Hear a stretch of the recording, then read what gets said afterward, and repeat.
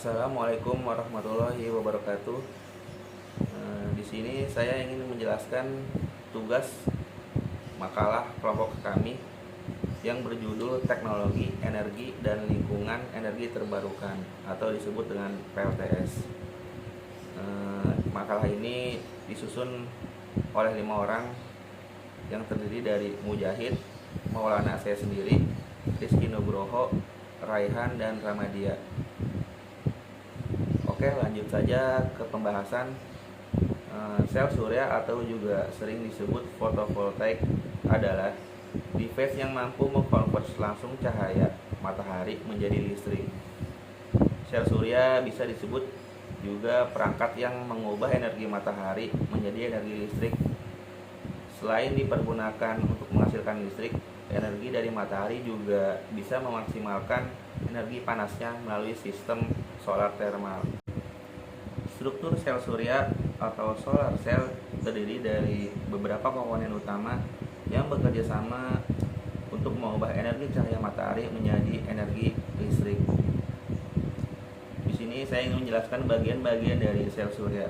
Yang pertama adalah substrat atau metal backing. Ini adalah material yang menopang seluruh komponen sel surya. Biasanya terbuat dari logam seperti aluminium atau molybdenum. Substrat juga berfungsi sebagai kontak terminal positif. Yang kedua, material semikonduktor.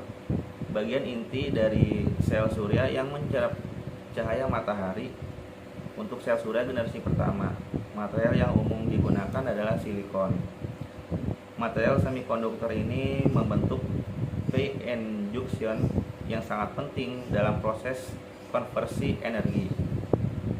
Dan yang ketiga, kontak metal atau kontak grid. Di atas material semikonduktor terdapat lapisan material konduktif yang berfungsi sebagai kontak negatif. Ini memungkinkan aliran elektron yang dihasilkan oleh sel surya. 4. Lapisan anti reflektif. Di sini untuk meminimalkan refleksi cahaya, sel surya dilapisi dengan material anti refleksi. Ini membantu mengarahkan lebih banyak cahaya ke dalam semikonduktor. Dan yang kelima, enkapsulasi atau cover glass. Bagian ini melindungi modul surya dari elemen luar, contohnya seperti hujan dan kotoran, serta membantu menjaga kinerja sel surya. Secara keseluruhan, sel surya bekerja berdasarkan prinsip-prinsip p-n junction, di mana pertemuan antara semikonduktor tipe P atau positif dan tipe N atau negatif menciptakan medan listrik yang mendorong aliran elektron dan hole menghasilkan arus listrik saat terkena cahaya matahari. Sekian dari saya, selanjutnya akan dijelaskan oleh saudara Mujahid. Ya, selanjutnya saya melanjutkan materi yang telah disampaikan oleh saudara Maulana. Jadi untuk materi pembahasan ini yaitu energi pembangkit listrik tenaga surya. Untuk poin selanjutnya yaitu perbandingan penggunaan sel surya dengan energi lain. Energi yang terbaru dan terbarukan mulai mendapat perhatian sejak terjadinya krisis Indonesia, yaitu pada tahun 70-an. Dan salah satu energi tersebut yaitu adalah energi surya. Pada asasnya, energi sel surya ini merupakan salah satu dioda semikonduktor yang bekerja dalam proses tak seimbang dan berdasarkan efek inflasi. Dalam proses sel surya menghasilkan tegangan 0 sampai 1,5 volt tergantung pada intensitas cahaya, dan sinar tersebut mencapai jangkauan pada bumi kurang lebih sekitar 1000 T. Tapi karena daya guna konversi tersebut rasio yang mencapai energi berdasarkan fotoaktif baru mencapai 25%, Maka produksi maksimal yang dihasilkan oleh sel surya itu mencapai 250 watt. Hal ini terlihat dari durasinya, yaitu sebesar atau selama 2 hari. Berarti proses penggunaan fotovoltaik yang dihubungkan secara seri dan paralel, sel surya ini menunjukkan bahwa energi ini dapat menghemat biaya untuk diproduksi di negara Indonesia. Oleh karena itu, negara Indonesia sangat membutuhkan, atau salah satu faktor penting energi yang ada di lingkungan masyarakat. Oleh karena itu terciptanya PLTS. Saya akan melanjutkan presentasi dari saudara Mujahid, yaitu tentang struktur sel surya. Sesuai dengan perkembangan sains dan teknologi, jenis-jenis teknologi sel surya pun berkembang dengan berbagai inovasi. Ada yang disebut sel surya generasi 1, 2, 3, dan 4. Dan struktur atau bagian-bagian penyusun sel yang berbeda pula. Jenis-jenis teknologi sel surya akan dibahas ditulis sel surya jenis-jenis teknologi. Dalam tulisan ini akan dibahas struktur dan cara kerja dari sel surya yang umum berada di pasaran saat ini, yaitu sel surya berbasis material silikon yang juga secara umum mencakup struktur dan cara kerja sel surya. Generasi pertama sel surya silikon dan kedua adalah thin film atau lapisan tipis. Untuk gambar-gambar tersebut terserah. Yang pertama adalah substrat atau metal backing. Substrat adalah material yang menopang seluruh komponen sel surya. Material substrat juga harus mempunyai konduktivitas listrik yang baik karena juga berfungsi sebagai kontak terminal positif sel surya, sehingga umumnya digunakan material metal dan logam seperti aluminium dan molybdenum. Untuk sel surya densitizer BSSC dan sel surya original. Substrat juga berfungsi sebagai tempat masuknya cahaya, sehingga material yang digunakan yaitu material yang konduktif tapi juga transparan seperti indium tin oksida atau yang OITO dan fluorine depositing FTO. Material semikonduktor. Material semikonduktor merupakan material inti dari sel surya yang biasanya mempunyai tebal sampai beberapa ratus mikrometer. Untuk sel surya generasi pertama yaitu silikon, dan 1 sampai ke 3 mikrometer untuk sel surya lapisan tipis. Material semikonduktor inilah yang berfungsi menyerap cahaya dari sinar matahari. Untuk kasus gambar di atas,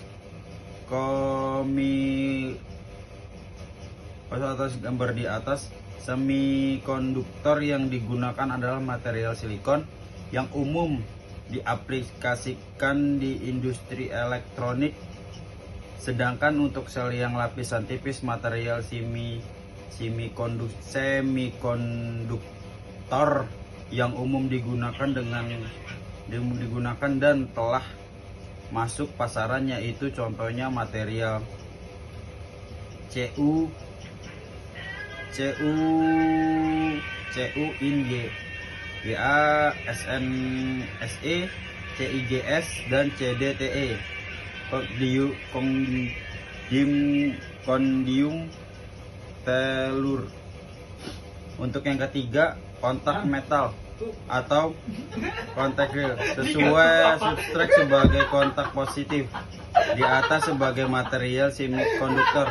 Biasanya dilapiskan material metal dan material konduktif trust sebagai kontak negatif. Yang keempat adalah lapisan intirelatif. Relaksi cahaya untuk diminimalisir agar mengoptimalkan cahaya yang terserap oleh semikonduktor. Yang kelima adalah enkapsulasi. Sebagai ini berfungsi sebagai evaluasi untuk melindungi modul surya dari hujan atau kotoran.